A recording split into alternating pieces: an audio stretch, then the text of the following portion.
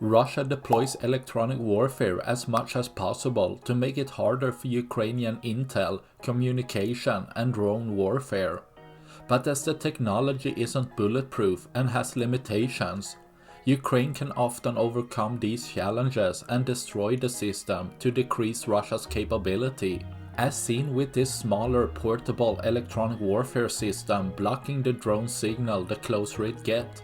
But as the drone comes closer, the skilled drone operator knows how to steer the drone the last part with minimal visual insight, letting the drone to strike the electronic warfare system and destroy the equipment, leaving less for tomorrow.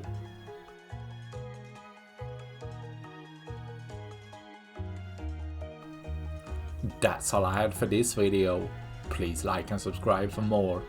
Thanks for watching. Bye.